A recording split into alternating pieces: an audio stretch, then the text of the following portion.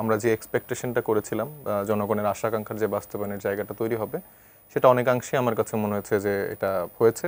জুলাই সনদের যে আইনি ভিত্তি থাকছে না কি না এটার পরিপ্রেক্ষিতে একটা দল কিছু দল স্বাক্ষর করে ফেললো আর একটা দল যে করেনি, এটাকে কিন্তু পাবলিক জাজ করেছে, পজিটিভলি নেগেটিভলি এইভাবে জাজ করেছে। জাতীয় ঐকমত্য কমিশন এই জুলাই সনদ কিভাবে বাস্তবায়ন হবে তার একটি রূপরেখা বা সুপারিশ প্রধান উপদেষ্টার কাছে জমা দিয়েছেন। আমি একটু জানতে চাইব যে এই বাস্তবায়ন পদ্ধতি নিয়েই তো এনসিপি একটা আপত্তি ছিল এবং এই কারণেই আপনারা মূলত সেখানে সাইন করেননি জাতীয় জুলাই সনদে। বাস্তবায়ন পদ্ধতি কিভাবে হবে সেটা সুপারিশ জমা দিল, এখন কি এনসিপি জুলাই সনদে স্বাক্ষর করবে? দেখেন, আমাদের জুলাই সনদ নিয়ে যে ঐকমত্য কমিশনের একটা টিম আছে, তারা এটা নিয়ে আলাপ আলোচনা করছে, আমাদের নীতি নির্ধারকের পর্যায়ে আলাপ আলোচনা হচ্ছে। আমরা আনুষ্ঠানিকভাবে আগামীকালকে আসলে এটা নিয়ে মতামত জানাবো।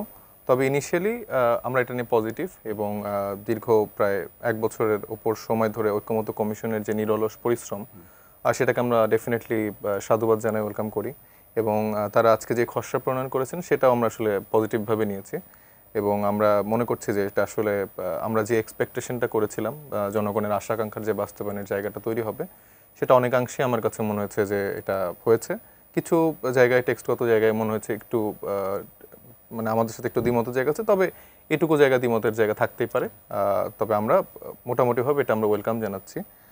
এখন কালকে আপনারা আনুষ্ঠানিকভাবে আসলে এনসিপির অবস্থানটা জানতে পারবেন, তবে এটা পজিটিভই হবে ইনশাল্লাহ। গণভোটে এই যে জানছি, গণভোট নিয়েও একটা মানে আলোচনা, তাদের যে সুপারিশ আছে সেখানে আছে যে সেটি নির্বাচনের দিনও হতে পারে, সরকার যদি চায় নির্বাচনের আগেও হতে পারে।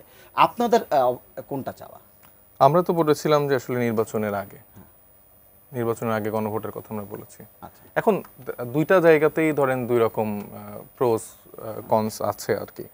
এখন নির্বাচনের দিনে মানে মোটা দাগে নির্বাচনের দিনের জায়গাটা খরচের ব্যাপারটা বলা হচ্ছে যে আসলে মোটা দাগে খরচটা যেন বাঁচানো যায় এবং মানুষের ওই রকম আগ্রহ থাকবে কিনা। তবে আমার মনে হয় যে জুলাই সনদের স্বাক্ষর বা না মানে স্বাক্ষর করা না করার টাইমে আসলে মানুষের যেই আগ্রহ এই জুলাই সনদে সেটা কিন্তু আমরা দেখতে পেয়েছি এবং মানুষ কিন্তু জুলাই সনদের যে আইনি ভিত্তি থাকছে না কি না এটার পরিপ্রেক্ষিতে একটা দল কিছু দল স্বাক্ষর করে ফেললো আর একটা দল যে করেনি, এটাকে কিন্তু পাবলিক জাজ করেছে, পজিটিভলি নেগেটিভলি এইভাবে জাজ করেছে।